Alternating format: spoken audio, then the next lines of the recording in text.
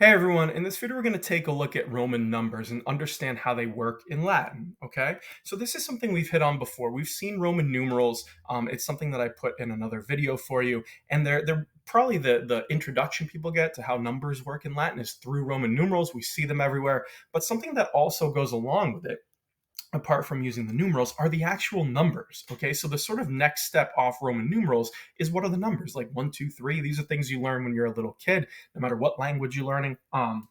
We all learn how to count on our hands and things like that. So numerals and numbers go together, right? They're very intertwined. And to understand one, you kind of need the other. Okay, so we know these as we go through, right? You can write them in English or whatever language you have. It's not writing down the actual Arabic number or the Roman numeral, but the word for the number, right? How do you write out 1, 2, 8, 20, 45, whatever it might be? This is a really important thing that we want to unpack just so you can understand how it works in Latin. Okay, so that's where we're going to start. It's not too bad. We all know how to do this. All we got to do is understand how it works in Latin, and you'll be good to go. So the first thing you want to understand about when you're diving into numbers in Latin is numbers are adjectives, right? And remember, adjectives have case, number, and gender. And this is why whenever we start in Latin 1 with my 7th grade students, they always ask, how come we're not learning numbers? Every other, French, Spanish, Italian, everyone's learning numbers. How come we don't? Well, this is why, because you can't really dive into it unless you understand what a case is or gender or number, right? Which is pretty straightforward. But there's a little more to it than just saying, oh yeah, here's the number, the number 1, O-N-E, you've got it, right? It's not quite that simple. So it's a little bit trickier. And one thing you want to wrap your head around when you're doing numbers in Latin is that there's two types. There's what we call cardinal numbers and ordinal numbers. And if you're sitting there saying, wait, what is this? What's going on, right? If you're kind of you want to scream, like, why are there two sets of numbers? It's really not that bad. It's the same ones that you would use in English. We just want to put a name on it. A lot of my students have just never heard the term cardinal or ordinal when it comes to numbers. You might be the same way. That's totally fine. We're going to sequence them out. I'm going to tell you what cardinals are, what ordinals are, and then you'll be able to tackle any Latin number that you run into. Okay, so let's start with cardinal numbers. So cardinal numbers are the ones you've kind of seen before, the counting numbers. So 1, 2, 3, 4, 5. They answer the question, how many? So that's one way to think about it. When you're trying to describe how many of something you have, you're counting, you would say 5. That's a cardinal number, right? 1, 20, whatever it might be. Okay, when it comes to cardinal numbers in Latin, it's a little bit trickier, but this is what they look like. The first ones that we always start with are 1, 2, and 3. And you might notice by taking a look at them, there's 3 different pieces because there is gender. So when you're saying 1, if you're saying 1 boy, that would be unus. 1 girl would be una. 1 tree would be unum, right? Us, the number 1 is basically a first and second declension adjective, right?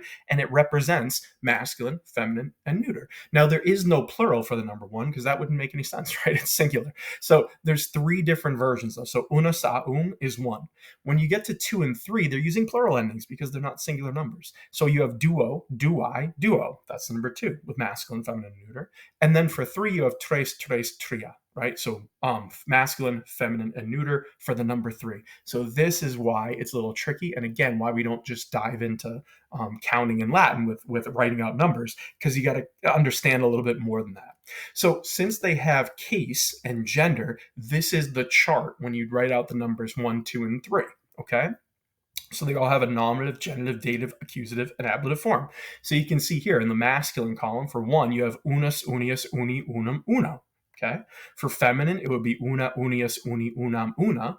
And for neuter, it will be unum, unius, unum, uno. So again, masculine and neuter look very similar. There are a couple of tweaks, but this is how you go about it. And some of the endings should look familiar, right? So for instance, the number 2 in the feminine column, the I, autumn, abus, as, abus. The abus for dative and ablative is a little bit weird, but the nominative, the genitive, and the accusative are endings you've seen before. Same thing over on the number 3, right? Ace, eum, ibus, ace, ibus. We've seen these endings before. So the idea is if you want to learn the numbers 1, 2, and 3, these are the trickiest ones because they have case and they have gender. So you need kind of a chart to figure it out. Makes some sense, right? Even if you're not perfect at it, hopefully that makes some sense. 1, 2, and 3, oddly enough, are some of the trickiest numbers that you're ever going to see in Latin, which is a little counterintuitive, but it is the truth. Okay, so what about the rest of the cardinal numbers? Well, they get easier as you go. So basically 1, 2, and 3 are the only ones that have gender. Okay, and case for that matter. Once you get to 4 and go from 4 onward, it's just one straight word. And that's why it's easier to do the numbers 4 through whatever, because there is no gender. So 4 is quatuor, 5 is quinque, 6 is sex. Again, be mature about it, not like my students. 7 is septem, 8 is octo, 9 is noem, and 10 is decem. Okay, so you can kind of see that it gets easier depending on what number you're using, because 1, 2, and 3 kind of tricky. The rest of them pretty straightforward. Now, you might have noticed that some of these look kind of familiar, and there is a connection between the Romance languages here. So if you're thinking of the number 1 in Latin, uno sa that's where you get uno in Spanish, right? Or in French. Ooh, terrible accent by me. But you can get the idea, right? Uno. For duo, you get dos in Spanish, or de in French, or due in Italian. They're all related to each other. They're just variants of the Latin. And the number 3, tres, in Latin becomes tres, or tre, or trois in all these other languages. Pardon the accents, don't make fun, be gentle. But that's kind of what you're looking at here. And when you go down the rest of the line from numbers 4 through 10, you can see, again, if you look at the Spanish, the Italian, the French, you will see a pretty distinct connection, because again, the Romance languages are Latin, and numbers are a really great way to see that. Now, in some cases, they vary a little bit, and they've kind of gone off the rails. But in general, you can see the connection there. So this is why we always tell you, if you know Latin, learning the other Romance languages can be easier, right? Because you kind of know the root of where these words come from. And it's also why, if you're learning, let's say you skip Latin, you want to do Spanish, Italian, and French all together, it's possible, because they are connected, right? So it's just easier to do. So another thing you might have noticed about the cardinal numbers is the numbers 7, 8, 9, and 10. Okay, now these are where we get our months from, right? So in the Roman calendar, originally, when they had 10 months, you had September, right, is really the 7th month. October is the 8th. November, the noem, means 9. It's the 9th month. And decem, right, December is the 10th. Now that obviously changed when we added 2 more months. So when you add them for our friends Julius Caesar with July and Augustus with August, everything gets pushed out. But it is kind of fun to see that we still hold on to these names in English of September, October, November, December. But if you know the Latin numbers, right, or how numbers work in Latin, you'll know that these are off by 2, right? But still, you can see the connection there, and it just makes it kind of fun. So what about the numbers beyond that? Now, we could go on forever, and I'm not going to go past 20, really, because you can learn all these, and there's a lot of great resources. But in general, in sort of a Latin textbook, you're not really going to come across these. If you do, you can look it up in a vocab list, but feel free to do it on your own. But I'll at least give you 11 to 20, because there's something interesting happening here. When you get to 11, you have undecem. 12 is duodecem. 13 is tridecem, 14 is quatuordecem, and 15 is quindecem. Now, something interesting is happening here. Like I said, they all end in decem. The decem is really decem, which means 10. So what's happening? Undecem is 1, unus, plus decem, 10, right? So 1 plus 10 is 11. Duodecem is 10 plus 2. Tridecem is 10 plus 3. Quatuor, quindecem, you can see, and keep going. You have sedecem for 16, septendecem for 17. All these numbers are 10 plus something, and I'll show you. That's actually pretty common coming back to the Romance languages. You do this in a lot of languages like Spanish, French, Italian, the Romance ones. That idea of adding a number plus 10 is pretty easy to understand. So again, if you remember the Romans are counting off 10, you'll at least remember the decem part of all these numbers. Now, you notice I stopped at 17. Not a mistake, because something different is happening here, right? So for 18, 19, and 20, there is no decem. Instead, you have duodewiginti for 18, undewiginti for 19, and wiginti for 20. And it doesn't really take a lot to see that something's going on here. If 20 is wiginti, then duodewiginti literally means 2, duo, from 20. So in other words, 20 minus 2 is 18. You could have undewiginti, which is 20 minus 1 for 19, and then just 20 wiginti. Right? So that's really what's happening here. And just to highlight it again, in a slightly different way I said this, but you can see that they're counting with numbers from set numbers. So in other words, if you start with 10, you can get 11 to 17, right? 10 plus whatever.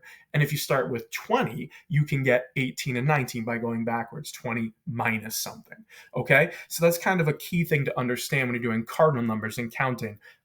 If you're doing 1 through 10, 1, 2, and 3 are kind of tricky. 4 through 10, very straightforward.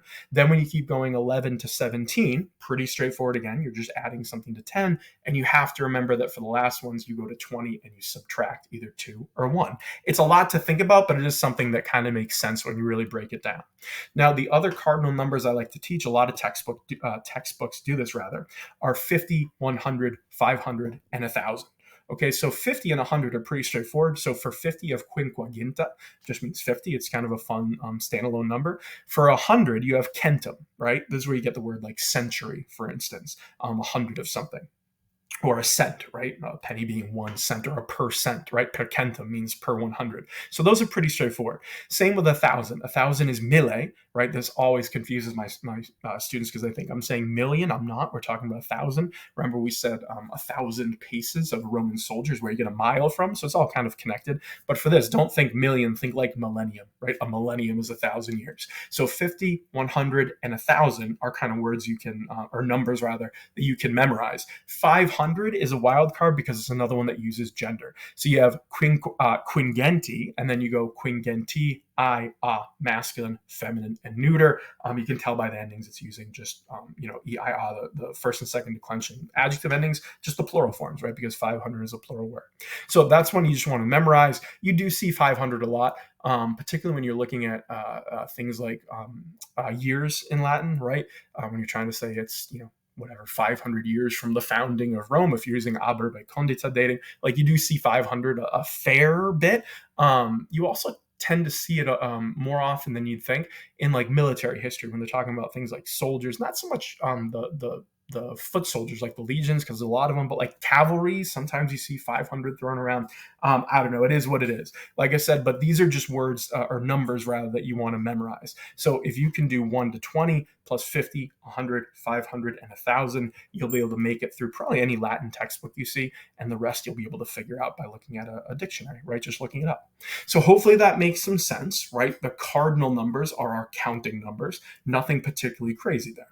But I told you there's a second type of number called an ordinal number. Now, this is actually a little easier to understand because you're doing the order of something, which is why we call them ordinal numbers. So this is how you count off in order. So if you're in line and there's 4 people in front of you, you wouldn't say I'm 5 in line. You could say that, people would understand you, but it would make more sense to say I'm 5th in line rather than I'm 5. So the ordinal numbers are really not counting, they're saying in what order. Right? That's really what you're getting at here, the ordering of things. And that's really useful. You need that whenever you're going through a language, right? And just speaking in everyday life, knowing how to order things is really important. So the ordinal numbers look like this, okay? So they're using osa endings, right? Which makes it easier to kind of follow along with. But a lot of these you're going to be able to recognize from their English derivatives, right? The English words that come from it. So you have primosa first, secundus second, tertius third, quartus, 4th, quintus, 5th, sextus, 6th, right? Everyone's favorite from the Ecce Romani series, septimus, 7th, octavus, 8th, nonus, 9th, and decimus, 10th. Okay, so these give us some really easy to kind of understand English words like prime, right? Being first is an easy one. Secundus sounds a lot like second, kind of easy to follow. Tertius gives you words like tertiary. Not that you'd use that all the time, but you would be able to figure it out. A quart, if you wanted to do like a quart of liquid, comes from quartus. A 4th. That makes a lot of sense. And then if you go to like decimus, for instance, 10th is where you get like decimal places from. So again, the ordinal numbers have a lot in common with English. So that might make it a little bit easier for you to understand. But these are just words you memorize, right? And they look pretty similar to the cardinal numbers too. You just got to remember to use endings for all of them, and you'll be okay. Now, when you go to 11, right, you get undecimus, which makes sense, right? The 10th plus 1 makes the 11th. Then you have duodecimus, the 12th, right? 10 plus 2. Then you have tertius decimus, quartus decimus, and quintus decimus when you want to go 13th, 14th, 15th. Again, you're really just doing like a third plus a tenth is 13th, right? A fourth plus a tenth is 14th, and so on and so on. So that continues when you get to 16th and 17th. You say sextus decimus and septimus decimus, right? That all makes sense. Now, the wild cards again, 18, 19, 20. Let's jump to 20. 20 is vicesimus, which means the 20th of something. So now you can work backwards, like we did with cardinals, to get 18th. You say duodecimosimus, which would mean, again, two, I guess you'd say, from the 20th would give you the 18th. Okay, there we go. So again, 20 minus 2 is the idea. Undecimosimus is again just the 20th minus 1. 1 from the 20th would give you the 19th. Okay, so again, the ordinal numbers 1 through 20, pretty straightforward. I'd say in a lot of ways they're easier than the cardinal, just because you don't have to deal with 1, 2, and 3 being kind of weird. But they're not necessarily harder, but they're different because they are all using osa endings, where the cardinal numbers don't do that. So again, you just have to kind of think in a different way whenever you're ordering something. Now, just like we did with cardinal numbers, I want to give you 50, 100, 500, and 1,000, just because a lot of textbooks will do this. So to say the 50th of something, you'd have quinquagesimus. Again, it looks a lot similar to the number 50. Then to say 100th, you have centesimus. So again, the 100th of something. You have quingentesimus. There we go. For 500th, in case you needed to say that, sure. And millensimus for 1,000. Okay, so again, these kind of, I will be honest with you, you're not going to see these a lot necessarily, I would say, in Latin, particularly in a textbook, unless you're branching off into sort of authentic Latin. But there's still things you can learn. It kind of makes sense. If you're doing 1 through 20 plus 50, 100, 500, 1,000 for the cardinals, you should do them for the ordinals too. So I know that's a lot, but let's just put it all together into one giant chart that I use for my students. So here you can see the Roman numeral, the cardinal number, and the ordinal number. So on the left-hand side, a little refresher of how Roman numerals work, and the cardinals and ordinals, I like to put them in one chart just so you can see the connection and the differences, right? Similarities and differences between both of them. So if you have this, you'll be able to count 1 through 20, right, cardinals, and to order things first through 20th, rather, plus 50, 100, 500, 1,000, or 50th, 100th, 500th, and 1,000th. There we go. So this will help you just be able to see them all together and understand how they relate to each other. Okay, so there's a lot there. But high five yourself. Nicely done. You made it all the way through the video. That's really it. So if you're a Latin student and you're trying to unpack this for whatever textbook you're using, I know in the Road to Latin textbook that I use, they do cover a lot of this.